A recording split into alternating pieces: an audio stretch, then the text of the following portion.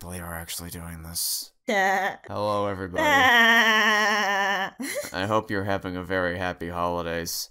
I'm here once again with the lovely and talented Me.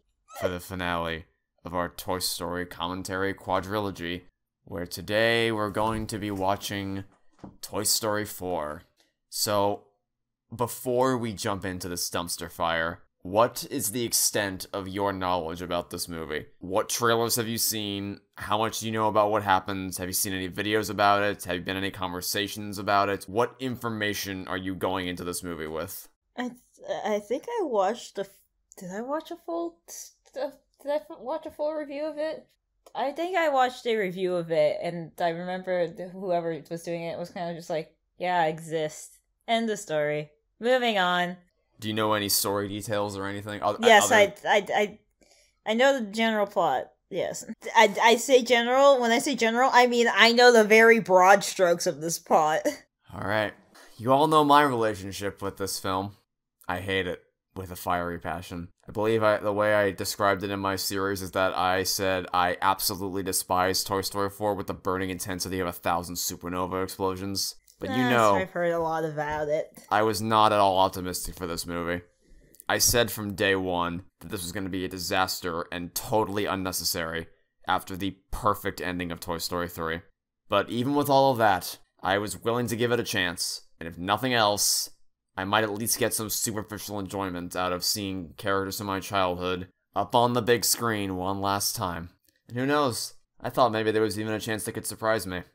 Well, they surprised me, alright. I was stunned to silence. It didn't feel real. It felt like I was just in a trance. When the movie ended and the credits started rolling, I didn't even get up. I just sat there and tried to figure out what just happened. Brooding silence, trying to process everything. Everyone else left. It was just me left in the theater. It was only after the final Pixar logo came up and the cleaning staff started sweeping up that I slowly got up and went back to my car and drove home without even turning on the music. And then I messaged you about this disaster fest. I think I have the text still. Should we read them? One eternity later. So I'll start. Is this a good cry or a bad cry? Fuck. Just fuck. That's all. I don't even know what to think right now. What'd you do? I just got back from the theater and my eyes are waterfalls.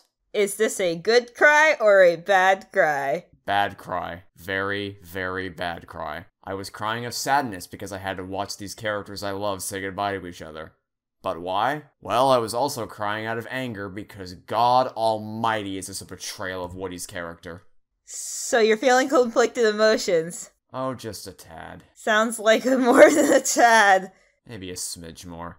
I fucking hate this movie and everything it stands for. Yeah, I was kinda hoping I wouldn't ever have to watch this movie again after I finished making my series. I could put it behind me once and for all. But it looks like we got one last rodeo before I can finally do that. So let's do it. 3, 2, 1, go. Ooh, new opening music. Well, not new opening music. It's the same music that they played in Toy Story 2 when Jesse and the Roundup Gang showed up. But oh, let me tell you something. When I was sitting in the theater for the first time, this music worked wonders on me. I felt right at home hearing that classic Roundup Gang theme. There was a part of me that still had faith that it could surprise me, and I just couldn't help but smile. Unfortunately, that didn't last very long, but there was a part of me that still believed that maybe this could be good. And this ominous thunderstorm to open up the movie is a very terrific indicator of things to come. 9 years ago. It's supposed to double up as 2019 God, the water physics! 2019 minus 2010, but also where this takes place between 2 and 3 when Andy's still a kid. And you know, I got no shame in admitting it. I kind of felt like a kid in a candy store again, being back in Andy's room, seeing all these guys, and being impressed by the almost photorealistic animation and the water physics, like you said. They really got water physics down with Moana. Well, 2 different companies, but... It was Moana followed by Frozen. Also, I didn't quite know what's happening when we watched this for the first time, but they seem to imply a toy was in danger out there, so it was immediately concerning to me that Woody just idles by the door instead of actively running to try to help whoever's out there. It's like, hey, maybe pick up the pace a little bit instead of just sitting there like a useless cabbage. You never told me that. You never asked. Also, do you notice how her dress isn't stiff anymore and it's actually, like, it has physics to it now? Yeah. That might be important later. They drew attention to the fact that apparently Woody doesn't know the names of her sheep. Yeah, I'm sure. After all the time he spends together, that definitely never came up in conversation. Also, that was totally unnecessary in every way. You could have just stacked them on top of each other. I recognize that toy. That's RC. Hey, guys, there's a toy out there that needs your help. Maybe don't stare into each other's eyes. So, this music did not work on me, because there was a symbolic reason why they played the theme from Woody's Finest Hour at the end of Toy Story 2. Because it actually was Woody's Finest Hour. But that has no meaning here outside of simply being, oh hey, remember this music you like from that really great movie that came out? Also, do you like this driveway that just came out of nowhere? This driveway didn't exist in the first 3 movies. And I don't even want to get into the amount of problems logistically with that chain of monkeys and how logistically it never could have worked.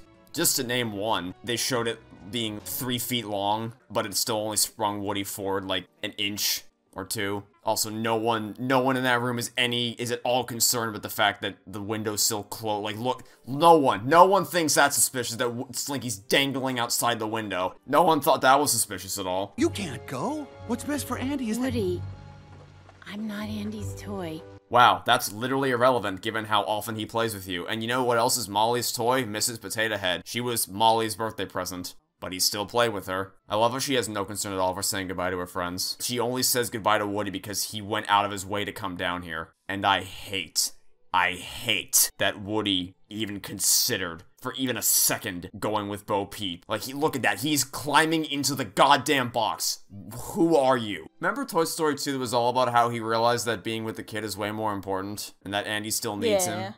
Well, now we're here in Toy Story 4 where he was about to go in a box with Bo Peep to be with her and just leave Andy without even so much as a second thought. Like, he only stays because Andy just happened to run out. And what a stupid plan. Like, the guy would have seen that Woody was in the goddamn box and then just given him back anyway, because obviously that's what anyone with half a brain would do. And the toys would have thought he was stolen and launched another never-ending rescue mission. Or they would have thought he was an asshole when he got back to the room. We're already out to a great start, by the way. This whole opening was already very off-putting because of the driveway materializing out of thin air, the nostalgia-baiting music, and some of the elements of Operation Poltoy, like logistically speaking, that were just immensely frustrating to look at. But that final moment where Woody physically starts to climb into the box made me go wide-eyed. Like, wow. The fact that he ever had the thought to do that was completely against his character. But, you know, it's just the opening 6 minutes. At least he didn't actually get into the box, so I kind of brushed it aside and said, alright, well, a bit of a rocky start, but we still got plenty of movie to go, so let's see what they do. And you know what? This actually did improve my impression somewhat, because I like the cinematography transitioning between the shots. It's very stylistic and clever, and it made the whole montage seem very seamless. Wasn't a big fan of reusing You Got a Friend in Me again, but you know, I brushed it off. The pattern wasn't quite developing yet. And you know what? I even liked that camera wipe the first time I saw it. Little callback to the camera wipe from the first movie. I didn't want this movie to be bad, and all the little nostalgia traps, except for Ride Like the Wind, were working as intended on me. Also, a very important thing I want you to draw attention to here. What? Look at the bottom of Woody's boot. Bonnie? You don't know this, but in the shorts and TV specials that took place between Toy Story 3 and 4, Woody still had Andy's name on his boot. I didn't quite know how to feel about the fact that she put her name on him now, because I assumed that she didn't do it in the shorts out of respect for the toy's previous owner, but I guess it made enough sense that she wanted her name to be on it in case it got lost, I suppose. I just hope that doesn't cause any problems later. Oh, also, you don't know this either, but Jessie overcame her fear of claustrophobia in Toy Story of Terror, but now she's back here in Toy Story 4 hyperventilating because she's stuck in a closet, despite the fact that she was in a toy box for years with no issue because she was surrounded by her friends. Like, this isn't even an enclosed space. From a toy's perspective, it's somewhat spacious, and she has all her friends surrounding her, so they actually regressed her character back further than she was at the end of Toy Story 3. By the way, do you like Jessie as a character? How do you like Jessie? What? Do you like Jessie? I like Jessie, yeah. Are you excited to see more Jessie? Yeah. Well, too bad. No Jessie for you. I have some very bad news for you as to how much Jessie's gonna be in this movie. Okay, bye toys. Yeehaw! Cheers! Damn, Bonnie sure swapped on a dime in terms of caring about Woody. Went from, hey, I love Woody, I want to play with Woody, to, actually, I don't give a shit. I'm gonna put him in the closet because I don't care anymore, I guess. And you wanna know the reason why? Well, apparently Josh Cooley based Bonnie after his daughter because, well, my daughter plays with Jessie more than she plays with Woody. Yeah, that's cool, pal. Guess what? Your daughter ain't Bonnie. And I guess I should take the time to say this because I should have said it in my series and I'm sorry I didn't, but don't harass Josh Cooley. I don't respect him as a director at all, but that's irrelevant to him as a person. I'm sure he's a lovely human to be around, and he doesn't deserve to be harassed for making the worst movie in existence. Leave him alone. Back on topic. Woody's getting bent out of shape for not being played with for a whopping 3 days.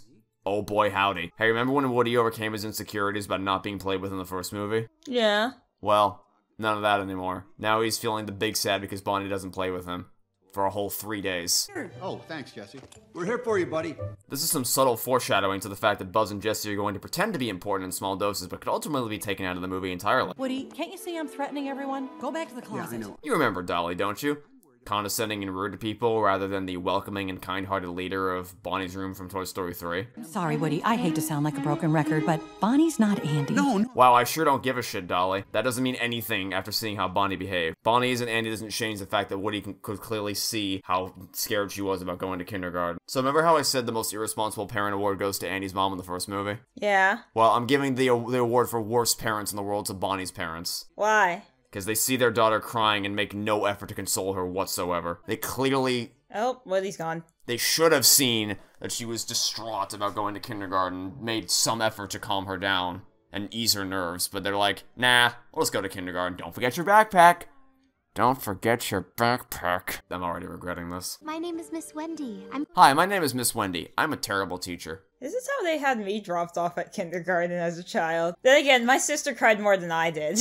At least you didn't have a teacher who is so horrifically incompetent in her job that she sees the obviously scared new kid in the classroom, standing currently as the only kid in the classroom who doesn't have a friend to talk to, and is very visibly distraught, and carelessly drops her off at the back of the room, deliberately creating a situation where she is all by herself. Fucking clown. How did you get this job? I called her the worst. It's interesting. I still stand by she's a terrible teacher, because she is, obviously. She's horrible at her job. But I called her the worst teacher ever when I made my series. And then I played Persona 5 while I was editing the video and I met Kamoshida. Literally the worst timing in the world. Miss Wendy still sucks, though. Damn, sure is lucky there was a lunchbox there that he didn't know anything about and somehow magically still knew was there. Lucky nobody saw this magical moving lunchbox in their peripheral vision. Nobody heard the footsteps. Nobody saw any of that. Day 1 of kindergarten, there's somehow already a spork in this trash bin. Don't ask me how that makes any sense. Because it doesn't. Literally the first day and there's somehow a spork in there. And it wasn't, if you go back and rewind, the spork wasn't in the art supply bin. It's just there. And it looks perfectly clean. Yeah, I'm starting to get a sense that you're not going to have a whole lot to say here, and I'm just going to be ranting the entire time. What? Yeah, I'm watching. Well, let me ask you a question, because I hate this spork. The whole movie's his fault. What was your reaction when you saw this stupid spork for the first time in the trailer? I made a spork toy. Well, not a spork toy. I made a spoon toy when I was a kid.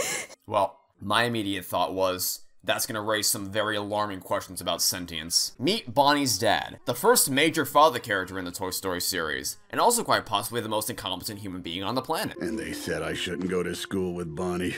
Yeah, they're all really stupid. You're the only one in this movie with a brain, which is saying something, because even you act like a moron throughout half of it. Ooh, 4? I'm not even going to bother opening the can of worms that is how in the world this stupid spork is even alive in the first place.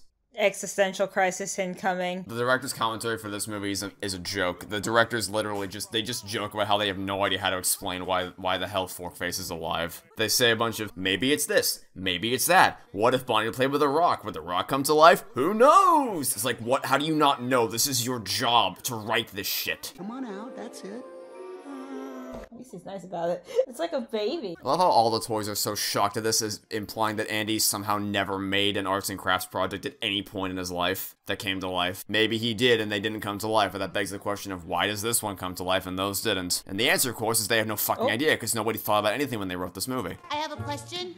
Me too, Trixie. I hope they answer them.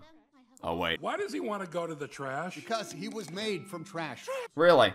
What about the other toys? Why don't they want to return to their place of birth? Also, Forkface wasn't born from a trash bin. He was born from a bunch of parts that were placed into a trash bin. Oh. Woody, aren't you being a little dramatic about all this? Yes, Woody, aren't you being a little dramatic about this? He's not. He really isn't. He's not being dramatic in the slightest. He saw exactly how important this stupid spork is to Bonnie. Also, considering how erratic Dolly got earlier about freaking out over the fact that people were moving. She said, freeze, nobody move, Bonnie always forgets something, which isn't even true, as you'll see later, and you saw right now. She clearly doesn't always forget something, but whatever. Given how much of overdramatic she was about that, she is in no position to be talking to Woody like that right now. Babysit him till he's used to the room. Oh, he's like a child. So here's a question. Forky? Where are you, Forky? Why the hell does that spork know to freeze in front of Bonnie? Because he doesn't have the same justification that Buzz did from the first movie. But he knows to freeze Would he somehow. spend the night in the trash can? It's just disturbing. Whew! It's honestly way more disturbing than Sid's House of Horrors, and not in a good way. A character literally wants to throw himself away. He craves death. What are you idiots doing? Yeah, to have a character want to make him want to commit suicide the whole movie. That'll win the kids over. Oh great, time for Bonnie's dad, my favorite character. Ow. Dumbass. No, not only does he step on Woody once, because he's blind as a bat. Come on, let's eat some breakfast. But he steps on him again, despite the fact that I just noticed this. They teleport the dad to the left of Woody so he can step on him again. He was standing right in front of him before, and he somehow ended up to the left of him. I wish her dad took literally one extra step so he crushed Forkface and ended the movie. Crazy how a bowling ball doesn't do anything to his face, but her dad's shoe dents his face in. Because it's funny. Haha. It's also foreshadowing for how Woody's treated in this movie. Okay, so there's too much bullshit per second for each of these scenes that fly by too fast for me to be able to break them all down. Please note a couple things that are gonna happen here that they are really, really important for you to take notice of. Danko! So, in this scene, Woody has a big brain plan. Forkface wants to go in the trash bin. But wait. Aha! If I throw out the trash bin, he can't throw himself away anymore. Also, Bonnie is happily playing with Woody at Poultry Palace. I hope you remember both of those things for later in this movie. They will be very important in two different ways. What were the two things again? Woody threw out the trash bin of the RV, and Bonnie was happily playing with Woody at Poultry Palace. Please keep those things in mind. Okay. And do you love that the joke of Forkface is that he wants to kill himself and that's it? Isn't it so funny how he wants to fucking kill himself? Don't you find that so hilarious that he's suicidal? I find that really funny. I love that they're treating this like a joke. That's honestly my favorite thing about this terrible movie. Remember in Toy Story 3, when they actually bothered to take things like this seriously? The lyrics of the song are really serious, but it's painted as so jovial and jokey and comedic. Hey, remember in Toy Story 3 where Buzz actually glowed in the dark in the dumps truck? I guess we forgot he can do that because we didn't actually watch the first 3 movies. Remember how awesome and intelligent Buzz was? Well, listen to this bullshit. Who do you think it is? Who? The voice inside of you. Who do you think it is? Buzz, you moron. You're smarter than this. You know what an inner voice is. Don't give him that fucking dumbass look. So your inner voice advises you. Dumbass. Fucking moron. What the hell? You remember how stupid Buzz was in the first 3 movies? You remember that big, dumb, stupid idiot that never made any smart choices? Someone absolutely heard him push that button.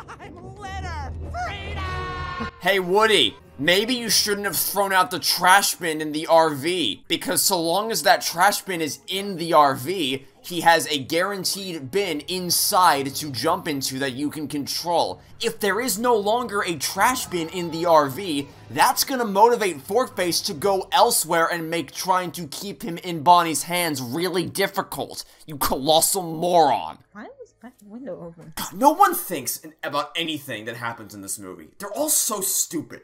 And I do not want it to be glossed over that Buzz not knowing what an inner voice is pisses me off to my core. I like that her parents let her sleep with a spork. I mean, my parents let me walk around with a band-aid in the middle of my forehead. That is not the same thing as sleeping next to an eating utensil that can poke your eye out. I just didn't even question the fact that I walked around with a band-aid on my forehead. I'm watching Toy Story 4. I have far more ridiculous things to question than that. But since you brought it up, why were you doing that? Because I thought it was cool as a 4-year-old.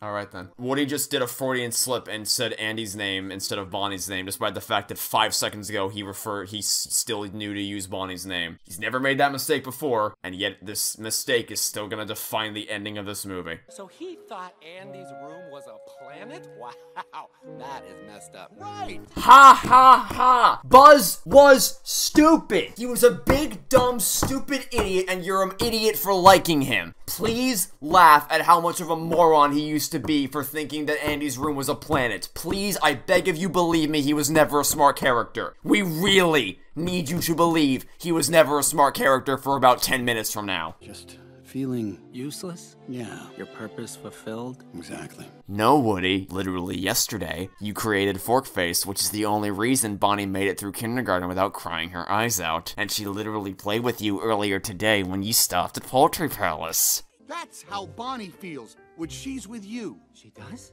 Yes! You mean she thinks I'm warm and cozy and sometimes kind of squishy? I get it now. I'm Bonnie's trash. Yes! Wait. What? And that's it. Forkface is done being a character now. I hope you enjoyed his incredibly gripping emotional crisis journey, but that's it now. His character arc is completed. He's gonna become a plot device for the rest of the film. Did it finish?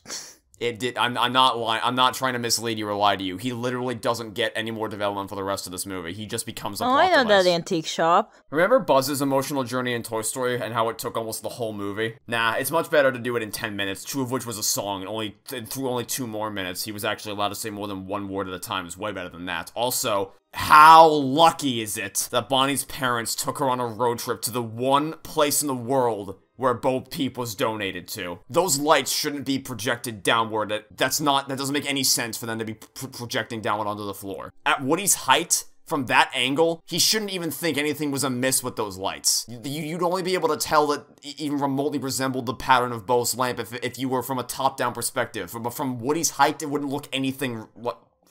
This is the scene in the director's commentary where the director actually admits that this doesn't make any sense. I like pointing out how our movie doesn't work. If you really break it down, none of this makes any sense. I don't often get directors and producers admitting point blank that their movie is really bad. That doesn't usually happen. I gotta admit, I didn't think they'd be able to do my job for me. Also, pay very close attention to the lighting in this scene. It's gonna become important in about 3 minutes. Don't question why I have the exact time it takes for these things to happen in this movie committed to memory. Well, that's not creepy at all. Yes, Woody, hide behind the only translucent object in the entire area. Very smart of you. Hey, howdy. You're not a bother at all. I present to you the most obviously evil creature you'll ever lay your eyes upon. Have I ever mentioned I'm scared? The antique dolls scare the hell out of me? You have not. Well, antique dolls scare the fuck out of me. In my series, I called her Annabelle and I called him Chucky. And I got so many people asking, why didn't you call him Slappy from Goosebumps? He obviously looks like that. And my reaction is simply, I don't know anything about Goosebumps. I can't make a reference that I have no knowledge of. I've never had even a tangential reaction with anything Goosebumps related. Do you know anything about Goosebumps? I know a little bit. I know literally nothing, so I was never going I watched some of the Goosebumps series growing up. I don't know what you're talking about, though. I don't either. I just know that people constantly tell me that I should have called him Slappy. I try to stay active. Hey Woody, which is it? Are you trying to stay active or are you sitting in a closet all the time feeling useless? Pick one. Pick one position to stick to. My record works just fine. It's the voice box that's broken. Does yours still work? There's a snake in my boot. Oh, this is... Why is this turning into a horror movie? Why would their voice boxes even be compatible at all?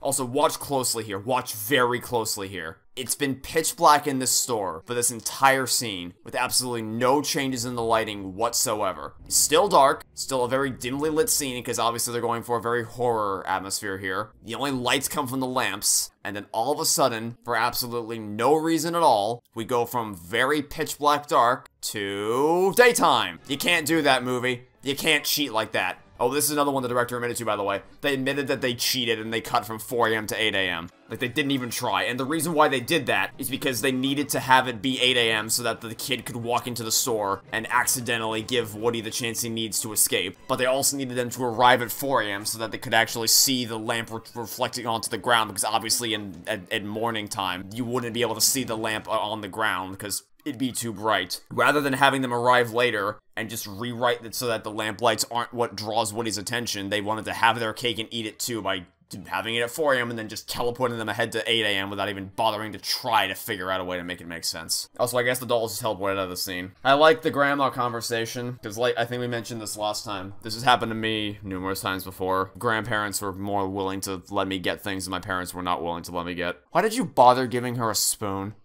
Just a spoon is safer. No, I mean, why did you bother giving her anything? Like, there's no point in she was gonna notice as soon as she woke up anyway. And she wouldn't have noticed anything was wrong while she was asleep. You just risked waking her up even sooner by trying to slide a spoon into her hand. Remember how much you loved Buzz and how he was your favorite character? Yeah? Are you ready to see him at his absolute best? I think I have to go. No time to explain. No time to explain. I hate this so much. How are you liking the whiplash of going from Toy Story 3, where you see Buzz making intelligent and capable decisions, goodbye, Buzz, to this movie where he's like, "Hey there, me no have plan, must push button." Do you remember the theme song from the beginning of Toy Story 2? Do you remember? Do you remember it? It's the theme! You don't deserve to play such a phenomenal track seconds after you destroyed Buzz's intelligence. Also, he definitely should have died there. Also, no, you were not right there. The door whacked you to the right side of the area and you somehow teleported directly in front of him. Great, thanks, Buzz, you stupid idiot. And what did he even think? What do you think he was going to accomplish? He slingshot himself towards the highway. Alright, great, then what? You skid across the ground and explode into a bunch of metallic parts. And he should have exploded anyway when he crashed into the damn spinning ride thing. Hey, so question. Do you think Woody should stick with Harmony right now? Well, if your friend's in danger, no. Why not? I mean, clearly Bonnie's done playing with him, obviously, as the movie has so clearly wanted you to say. So I feel like you should just stay here with Harmony. I'm sure that'd be right in line with his character. Also, how fucking unlucky is it that the bus rolled up right now? And why did Woody run back to the playground instead of hiding to let the kids run by? Oh, I know why. Because they needed to contrive him back inside the playground, because they needed to be right here so that this girl can pick him up and he can come face to face with none other than...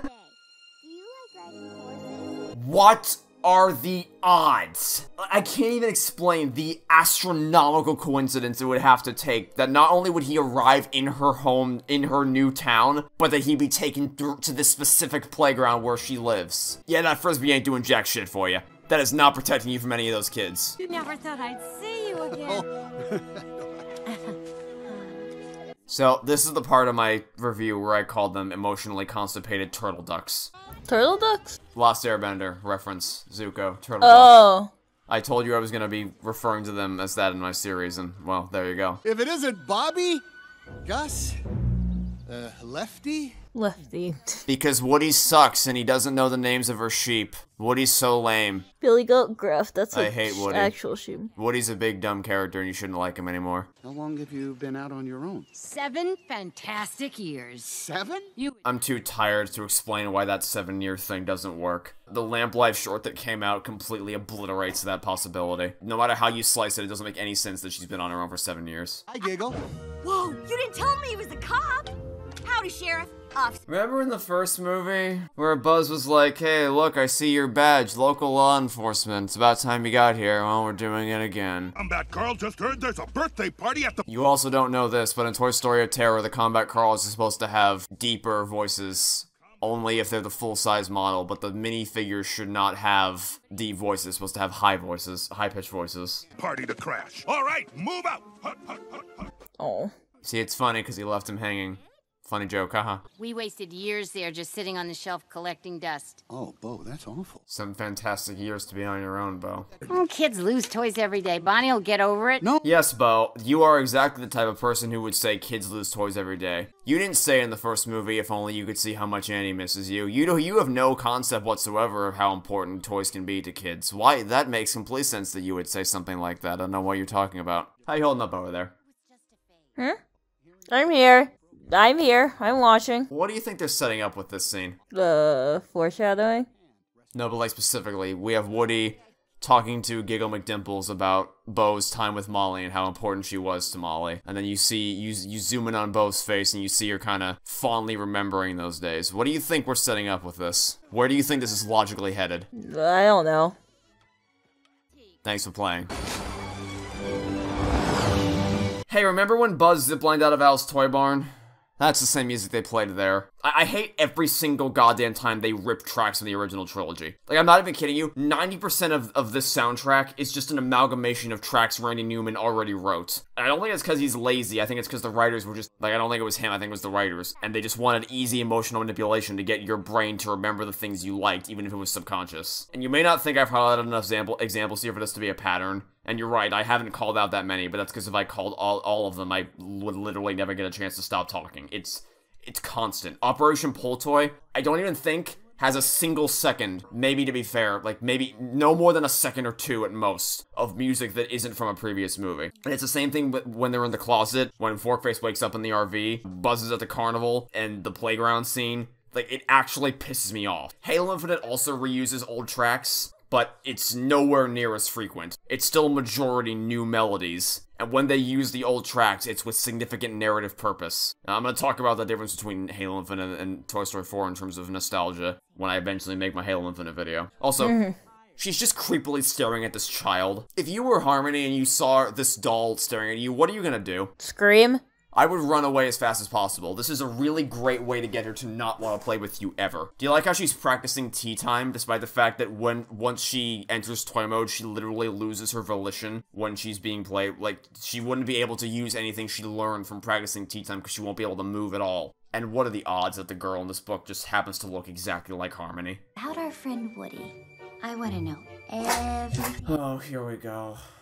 There's Woody relaying the information. Sorry, there's Forkface relaying the information that Woody told him. I can't. I'm already getting pissed off thinking about how that plays in later. Hey, let me try to lighten the mood somewhat and to also bring you into the conversation. Did you ever win any of these carnival games as a kid? Play the what? Did you ever win any of these carnival games as a kid? Yeah, actually.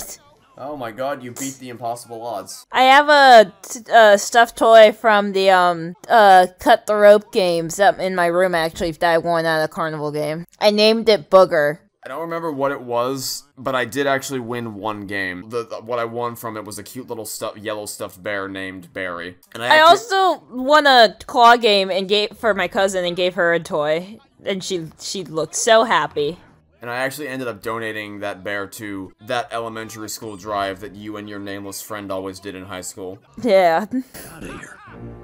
This planet is toxic. There's no way a plush toy could actually kick Buzz's head back, especially not that far. Like, he's not a ragdoll, and for the love of God, I love how he only got the plan to trap Ducky's foot in his helmet by listening to his buttons on his chest. No way a plush toy could yank Buzz out of that strap, and do you remember the music from the end of the first movie during the chase sequence in the streets? Do you remember? Vaguely? That's the music they played right there. Hey, what if we took the music from the most iconic scene in the first movie that was the culmination of everything that it built up to, and then we carelessly slapped it onto a random scene where they drive through the carnival in a skunkmobile?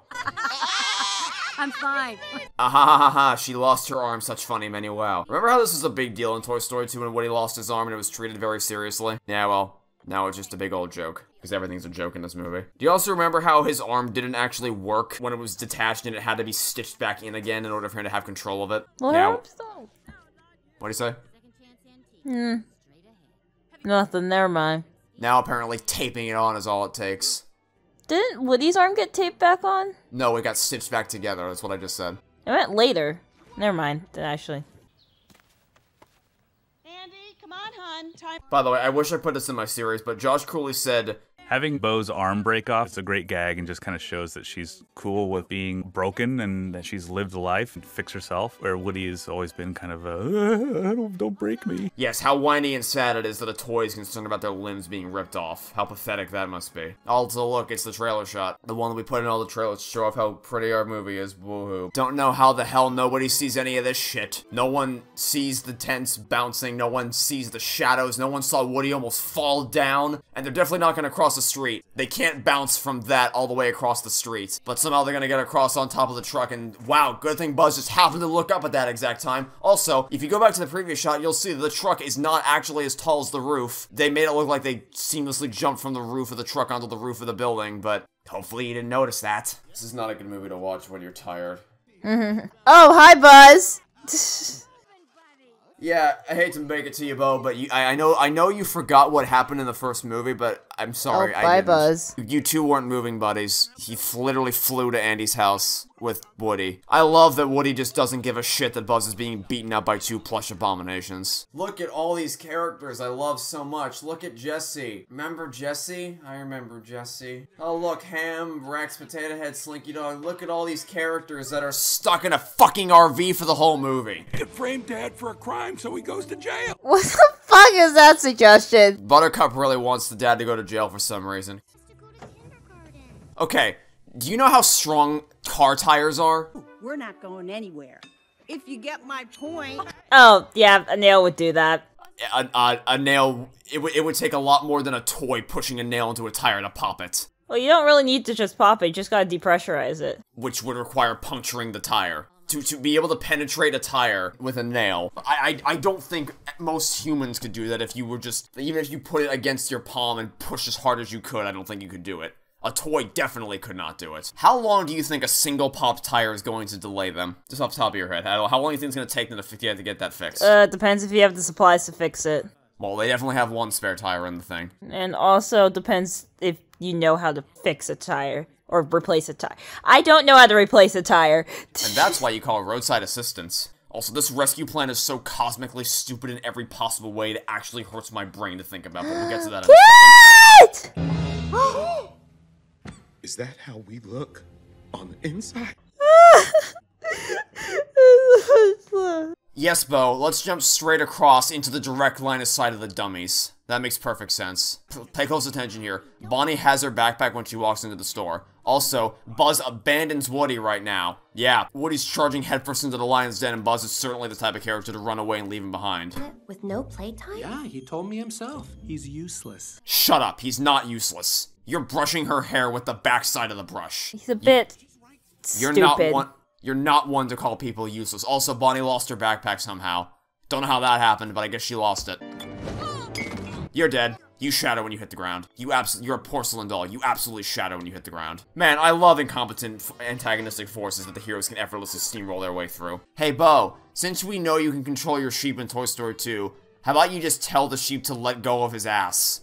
How about you do that? Oh, I guess that makes too much sense. What did I say? I lead. You follow. I'm so sorry, really. Just tell me how to help. You really want to help? Then stay out of my way. Bo, you have no right to be angry at Woody right now. His plan would have worked if you had the key, and you didn't tell him you needed a key. And again, your plan is much worse, because your plan is to jump across the aisle directly into the line of sight of the dummies. Where did you two come from? Oh! Isn't it so much fun? Isn't it so hilarious how they want to murder the shopkeeper? Why are all their solutions so violent? Because it's funny. Violence is funny. Death is funny. Please laugh. Alright, well, since it's just the same joke 3 times in a row, let me ask you something. How do you think they're gonna get that key? Like, what do you think the plan's gonna be? Not that, that's for sure.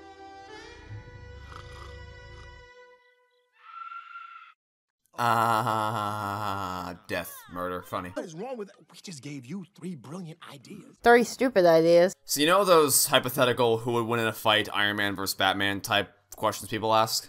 Batman with planning time. Oh, I don't actually care about that one. I just meant as a hypothetical. Like, so the question I was going to ask is, who wins in a fight, this dummy or Buzz Lightyear? That one? The dummy or Buzz Lightyear? Yeah. I'm partial to Buzz.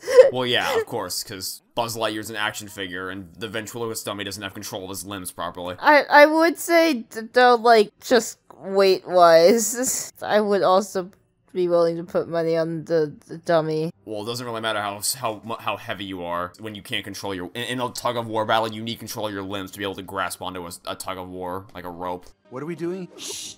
Just stand there and be quiet. Yeah, Bo is worse than Mary Jane from the Raimi trilogy. I hate her so much. She's so terrible. She doesn't have a single leg to stand on, given that she actively withheld information from Woody, and her plan is infinitely dumber than Woody's in every possible way, and all Woody's doing is trying to help her. Hey, Doug. Saw your better half at the front of the store. Yeah, you mess with the cat, you get the claws. Hey, remember in the first Toy Story when toys being ripped apart was treated as a really horrible, scary thing? Well, now it's peak comedy. You know, you have a whole RV worth of characters we actually give a damn about. You didn't need to shove a bunch of new characters onto the screen. But it's Keanu Reeves, everybody. Don't you love Keanu Reeves? That's Keanu Reeves? Sure is. Don't you love him? Yeah, I like Keanu Reeves. Then you should love this character. That's all it takes. No. Billy, Goat, and Gruff? Those are my girls. Woody sucks because he doesn't know the names of her sheep. But Duke's amazing. That doesn't make any sense. It doesn't, does it? Best route is behind the shelves. That would have been a better route, wouldn't it? Shut up, you circus rejects. It was a good idea to wander into the aisle because it would have worked if he had the goddamn key. And going behind the shelves is meaningless when your entire plan is to jump in broad daylight across the aisle into the direct line of sight of the dummies anyway? How do you not understand it? It's so simple. It's so fundamentally broken. Jean was so excited when he got me after Christmas. Oh my god. Do you remember Jesse and Lotso's backstories and how serious they were? It's not real. Oh, I don't care. It's not fair. Why, Jean? You're right, it's not fair. It's not fair. I have to watch this movie. Ha ha, don't you find the funny Keanu Which Reeves is probably toy kicking his him? motorcycle so hilarious? And you don't even need him. You don't. He's only gonna make things harder for you. Be who I am. Oh. Yep, it's that easy. It's that easy. That's all it takes. That's all it takes. What's even the goddamn point of character arcs anymore? They introduced and abandoned it in the span of a minute. Why Canada? Because Keanu Reeves. Is he Canadian? So how do you think they got the key? That works. It's so fucking dumb. It literally falls right into their laps. They just gave up trying to write, and it just contrived the key to appear right in front of them. Up ye daisy. So at this point, I was just about ready for the movie to be over. I was getting very sick of watching these characters getting dragged through the mud, but I had no idea it was only going to get worse. You know, I'm not quite sure I believe that a film strip is strong enough to lift that thing off the ground, but okay. Think about getting out there, seeing the world. Without a kid? No. You can't teach this old toy new tricks. I couldn't agree more, Woody. I couldn't agree more. Oh look, it's another trailer shot that literally only exists so that the animators can flex their graphical muscles. Again, especially because all this mystical lighting just disappears in the very next shot despite taking place seconds later. Okay, so Gabby's on lookout duty. Well, at least that's reassuring to make sure that no one will sneak up on them. Huh? Jean. It's a commercial. Ha ha ha ha ha, how funny is it that Duke Kaboom is traumatized by his past? Wasn't it so funny when Jesse had a very traumatic backstory of abandonment? This only works because the dummies want them to get inside. They should have seen them here. There's no reason to do this stupid stunt other than the fact that it looks cool, but they shouldn't be prioritizing looking cool when trying to rescue Forkface. And why were the dummies even guarding the cabinet when they ultimately want Woody to get inside so that Gabby can trap them inside here? Buzz, the dummies are gone. What? What do you mean they're gone? How did you not see that? How did you... You had one job, you glorified pill. One job was to stay on lookout duty and watch to make sure that none of the dummies could sneak up on you. Buzz would have been staring directly at the cat. How did none of you idiots see any of this? Hey, remember when I said that thing about the tug-of-war battle? The cat might win. Holding a pull string taut doesn't make it play multiple voice lines, but also, a dummy is not winning a tug-of-war battle against Buzz Lightyear. Where the fuck were you a minute ago, Bo? Girls! Drop it. You could have done that the entire goddamn time! And you still had the balls to stand there and reprimand Woody for doing something that easily could have been prevented. I hate everyone in this movie so much. Duke's entire job, by the way, is supposed to be to distract the cat. Where is he right now? Did he fall asleep? Oh my god, Bonnie's backpack is here! How did it get there when Bonnie only walked into the store once and then walked up again? I have no idea. Good, stay dead. I hate you. Like, there's too much about this, it doesn't make any sense to me to break it all down here. Also, Bo's sheep should have died when they crashed into the floor, but no, I guess they don't, because fuck it all. And Buzz just sat in silence doing nothing, not a single one of them thought to grab the spork, thus rendering this entire goddamn rescue entirely, completely fucking pointless. And there also just happens to be a ramp leading up to a broken pane of glass, so that they can escape. Also, the dummies are dead now, because they crumbled up into the hallways, and the cat's headed back into the hallway, so they're very dead. I hope we don't see that they're still alive when we go back in there again. Shh, it's okay. That's a bike, man. Nobody is with you. It's over, okay? Bo is literally willing to leave Forkface for dead. She's such a heartless monster. Bonnie needs Forky. No, you need Bonnie. No, he's doing this to make Bonnie happy, not for himself. He could go back to her right now if he wanted to, if he really needed Bonnie. And for the love of God, Bo, you understand how important toys are for their kids. And I hate that line so goddamn much. It's called loyalty. My second most hated line in this entire film. Find our own kid. You could have done that the second you got free from the carnival game, you idiots. How Woody is portrayed in the scene by Bo has already ignited my rage. But that wasn't enough. You did all you could. Time to go home. Because even Buzz is willing to abandon Forkface, even after his determination to get him back earlier. But it gets even worse. Turn to base. Go back to the RV? What about Woody? Don't listen to it. Don't listen to it. Don't listen to it. Don't do it. Ignore them. Ignore them. Don't you dare. Don't you fucking dare. Hey. Thanks a lot. Kindly fuck off. Not a chance in hell Buzz ever would have abandoned Woody because his voice box told him to do so. This was my breaking point. I was thoroughly removed from the experience by now. Buzz never would have abandoned Woody under any circumstances when he knows how dangerous what Woody is doing is. And I despise everything about this scene. First of all, those dummies should all be dead from the cat coming back inside. I was defective right out of the box. I can only imagine what it must have been like for you. All that time you spent with Andy, Riding a bike with him for the first time. comforting him when he skinned his knee, proudly watching him grow up. How much did Forky spill? Literally all of it. And the entire reason why he spilled all of it is because Woody, the dumbass, accidentally said Andy's name instead of Bonnie's name, despite the fact that he's never made that mistake before, and he never makes it again. And I'm sorry, you're not getting me to care about her. You're a horrible person. She emotionally manipulates him into giving her exactly what she wants, all because of that stupid Freudian slip. You have tortured people, you've kidnapped people, and you extorted people. You almost successfully ripped out a vital organ out of Woody, and yet you're still rewarded for your horrifically evil behavior because they play sad music and they light her up all warm-like. Hey, where was his kindness for Sid, or Stinky Pete, or Lotso? Where was it for all of them? And I don't give a shit that she had a traumatic past of not being played with, because this person feels sad, and therefore it's what they do is okay is not a hill you want to die on. It took you all goddamn day to fix a single flat tire. And if you don't know how to fix a tire, then call roadside assistance. But hey, you know what? At least now we know that it takes an entire day for our dad to fix a tire. So if you just go pop the tire again, you'll stay here for another day and buy you even more time. So how about you go pop the tire again? Yep. Great. Let's get out of here. Yeah, cool. It doesn't matter. Go pop the tire. Go. Pop the tire. Go. What are you doing? Scanning perimeter. Laser at both Buzz, what are you doing? I'm thinking. Wow, what an inconvenient time for his buttons to randomly stop being useful. Pop the tire, guys. Listen to this shit. Your backpack's in the antique store. Let's go! Oh no, my backpack! You didn't even try. You didn't even try. But what's your reaction to what we just saw happen there?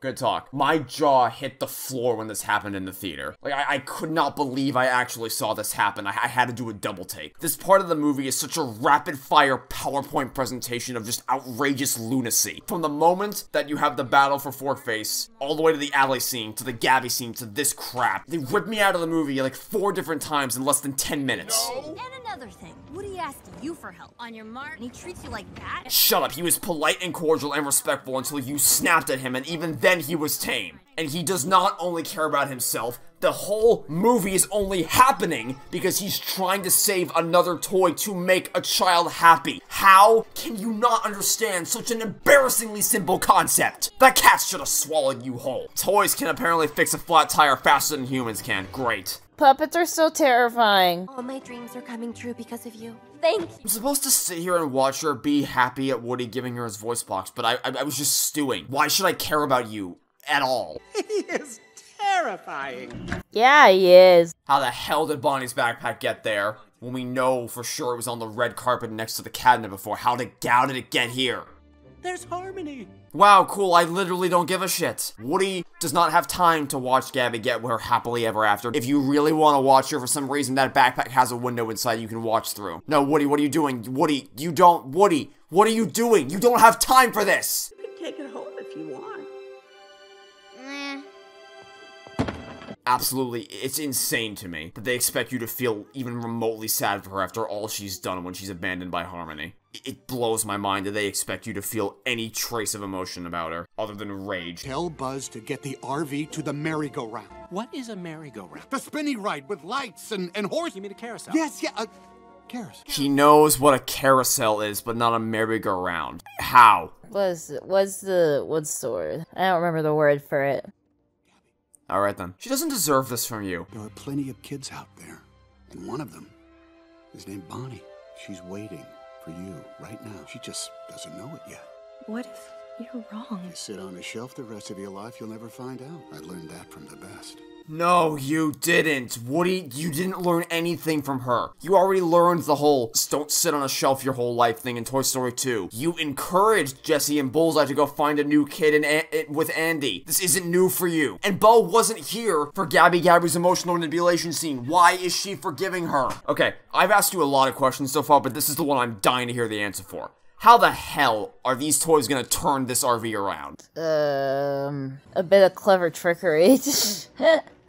That's my really boring answer to that. Hey, why don't you just use the skunkmobile more? You clearly can fit inside of it.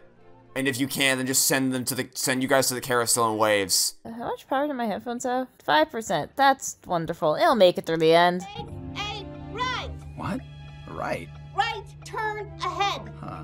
Does the GPS sound funny? Nobody in this RV thinks it's even remotely suspicious that the GPS voice doesn't sound anything like it used to. Another right.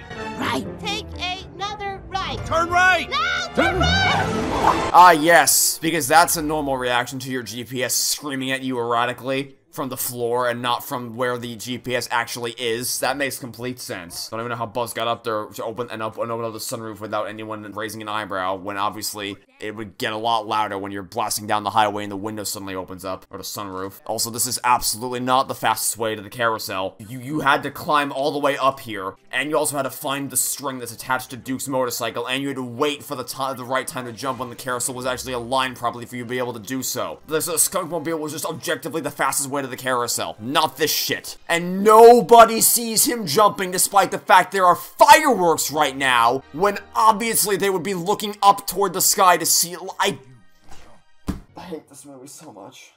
Ow. You know how the first three movies always had these grand, action-packed, adrenaline-filled climaxes that built to one giant, grand climactic moment? Whether that was soaring through the air, swinging under the plane, or being rescued by the claw? Like, what the hell is this movie doing? Reckless driving and ziplining across the carnival? This is an absolutely pathetic climax, and it makes no sense whatsoever. Get ready for this bullshit. Look at this. What are you thinking? 1, you're gonna get somebody killed. 2, just hold down the brake to overpower the gas. 3, if you need to get the RV to turn right, accelerating is a very counterproductive action to take to accomplish that goal. And no, you absolutely did not see her from where you were standing. You definitely did not see that. But sure, fine, let her go down there. You don't need to waste your time going down there with her. Just go, leave. You don't have time to waste on this. This is such a fantastic way to get people killed, and none of the toys care at all. None of you needed to do this. Just have her pull her string. You don't need to go down here with her. You're just wasting time. Excuse me?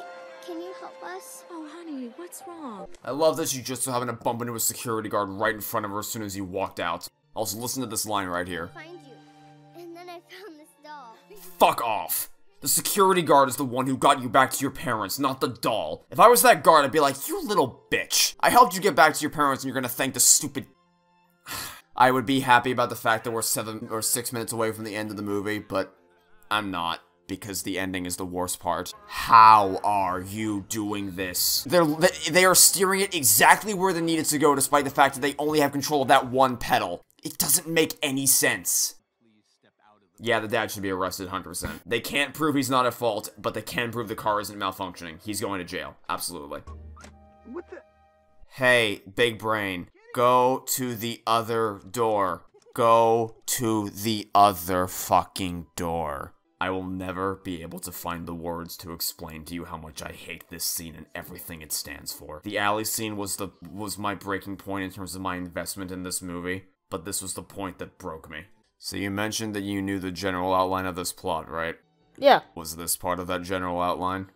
Yeah. Buzz, she'll be okay. Bonnie will be okay. No. No. Just no. Listen to your inner voice. Shut up. You don't get to say that. You have no concept of what an inner voice is. You're...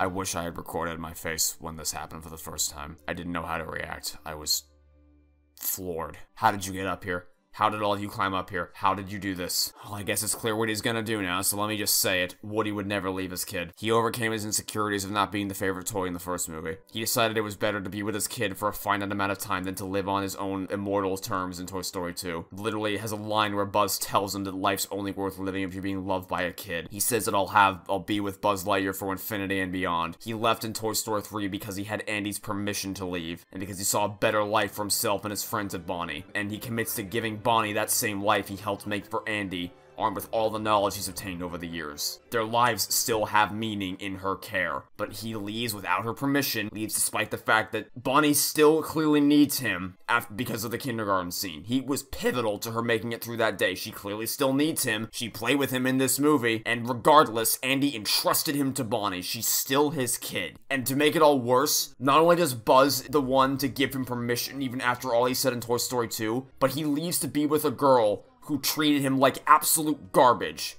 verbally abuses him, condescends to him, patronizes him, and puts her own needs above his in every way. At least Cortana's assassination in Halo 5 was treated as a bad thing. But they want you to think this is a happy ending. And they have the balls to play Woody's theme from the first movie. You don't deserve this. You do not deserve to play this music. And you definitely do not deserve to play the Claw theme from Toy Story 3. It doesn't even make any sense to play that here. The tones don't match at all. This music doesn't belong here. And you definitely don't deserve a line that good when you fuckers can't even hear each other. And you're not clever for panning up to a shot of the goddamn moon. There was poetic meaning to the final shot of Toy Story 3. The first thing you saw in Toy Story was the clouds on Andy's wallpaper. It's just a stupid moon. I don't care about a stupid moon. I liked it. That's great. It's a terrible piece of shit movie. I will say, Forky did not need to be in this movie at all. Which is interesting considering he's the catalyst for the plot. I think the plot could have happened. We just did not need Forky. Do you love how Buzz is suddenly a stupid, dumb idiot? Well, Frog Toy! There's a skip credit button on my screen. How do you like Buzz's inner voice conflict? They could have been done better. It shouldn't have been done at all. He already knows how to make intelligent decisions for himself. It's so monumentally stupid that he has to do that over, of all the smart things he does in the original trilogy, he never would have had to do this. It's so dumb. It's so dumb. But that can't even hold a candle to Woody's blatant character assassination. Do you honestly think he would have ever left his kid like that? I'm thinking. Oh great, they get to murder the carnival barker. More murder. This is definitely not real. Hilarious. So has your thinking process concluded? What? I asked, do you honestly believe Woody would have ever left his kid for any reason? Oh yeah, I was still processing, and then that happened. I mean, the whole message of the movie seemed to be, finding your purpose in life. Well, that's cool. He already had. And sometimes that changes. So I could see him leaving under the correct circumstances. Yeah. Which were definitely not these. I argue it could have been this. Absolutely not. She played with him in this movie. She clearly still needed him. She kind of didn't notice he existed at the time. That doesn't really matter, because she still went out of his way to play with him. And whether she notices he's there or not, that shouldn't matter to Woody at all after what he developed in the first movie. A new friend. Come on out. Oh, there's another one. Forky did not. I'm Forky. I guess Four-Face wasn't all that important after all. Also, with how fickle kids are, Bonnie could literally wake up tomorrow and decide she wants to play with Woody again. And then the toys are screwed, because no one thought about anything when they made this. I still don't think Forky needed to be in this film. I find that so interesting, because the whole movie doesn't even happen without him. I think you could have made a different catalyst for the film. You didn't need Forky. Well, that was Toy Story 4. What a terrible film. I definitely think it probably... yeah, it was probably the weakest of the four. I give it, a 6. I give it a 1. I enjoyed most of it. I'm glad you enjoyed it, but it's a complete portrayal of Woody's character. Yeah, I can see that. Yeah. I hate this movie so much. I cannot express to you how insulting this series of images and sounds is to me. I can tell. I can tell through the entire movie. Don't worry. When we got to the ending, I lost it. When I yeah, saw I it heard for the it. first time. I heard it. I heard it saw- this time too. I said when I saw it for the first time. But I heard it this time too. Well, you wouldn't have heard it because I didn't say anything the first time. I just stared open-mouthed at the screen, genuinely unable to comprehend that I was actually watching this. It was legitimately just such an unbelievable event that I could not wrap my head around. It's such a blatant betrayal of everything Woody's character ever stood for and learned. It's literally the exact opposite of every single lesson he learned in the first two movies. Oh, I've grown over my insecurity of not being the favorite toy. Not anymore. I'm upset that Bonnie isn't playing with me for 3 days. Oh, I learned that actually, even if an alternative seems tempting, and I'm afraid of not being immortal in the hands of a kid, oh, well, that doesn't matter, actually. The love of a kid matters way more to me. Nope, not anymore. Now I'm gonna go explore the world with Bo Peep. Oh, Andy said point blank he'll be there for you no matter what, and I made the conscious choice to be donated to Bonnie because I saw how caring Bonnie was and how much she loved me. Oh well, not anymore. Fuck Bonnie, actually. He's not the only one that's obliterated. Buzz is massacred. Thoroughly destroyed. He, like Woody, is a complete moron every step of the way who needs his buttons to tell him to do literally everything. How do you like Buzz literally abandoning Woody in the alleyway? Let me tell you. Oh, the back alleyway. I mean, I understand his reasoning. I saw the reasoning. Also, Woody could have stopped to listen for like 5 more seconds. What do you mean he could have stopped to listen to 5 more seconds? Because Buzz was trying to explain to him that Bonnie left the backpack, so Bonnie was going to come back, but... Which doesn't actually change anything. Everyone kind of just... They still need to get Forkface out of that cabinet, which... Yeah, I mean, the point, that point did blow up in his face rather spectacularly. Obviously, because Buzz is a dumb, stupid idiot in this movie. And his reasoning being, oh, I pushed the buttons on my chest and they told me to go back to the RV. Great. I love this character so much. Did you go... How many times have you seen this film now? Too many. I fucking hate this movie so much. It's so bad. It's so bad. It's such a catastrophic disaster of a film. Lee Unkrich didn't want this. There are so many interviews in text and in video where he says that Toy Story 3 was the conclusion of Woody's story, and how he tried to bring the story to a close with that movie. But they just didn't care. They didn't care at all. I'm so fucking done with Toy Story 4. Never gonna watch it again after this? I don't ever want to think about it again. I've definitively shredded it to pieces in a 6-hour series. I've made an April Fool's video about it. Now I've recorded an audio commentary for it. And hopefully, now I'm at the point where I don't ever have to think about this movie ever again for the rest of my life. I'm not exaggerating. Thinking about Toy Story 4 brings me nothing but pain and agony, and I hated every second of watching this stupid movie. If I ever make a ranking video for Pixar, I'm probably just gonna link to all my videos about it when I get to Toy Story 4. I hate this movie. I hate watching it. I hate talking about it. I hate thinking about it. But this time, it actually is the end of our Toy Story adventure. We did it. All 4 movie commentary tracks recorded. I enjoyed it. I learned that Toy Story 2 was much better than I remember it being. Which is the biggest victory we had today. Well, thank you for letting me share these movies with you, because Toy Story basically was my childhood, and it was to me what things like Digimon and Avatar: The Last Airbender were to you. And I'm so happy that I finally got to show you this phenomenal trilogy, and share with you all the convoluted reasons why the 4th film was such an abomination of cinema. Thank you all once again for watching and joining us on this journey. Whether you've watched all 4 of these commentaries or just tuned in for Toy Story 4, I thank you for coming along for the ride. I hope you all have a very happy holiday season, whether you celebrate Christmas or not. I wish you a wonderful rest of your day, and a wonderful rest of your year. I got a lot of big plans for the new year, and I'll see you all then. I promise I'll edit my videos soon. Alright. Thank you for watching these movies with me. Thank you all for watching these videos. And I'll see you very, very soon for my next big project. Happy holidays, everybody. Bye-bye.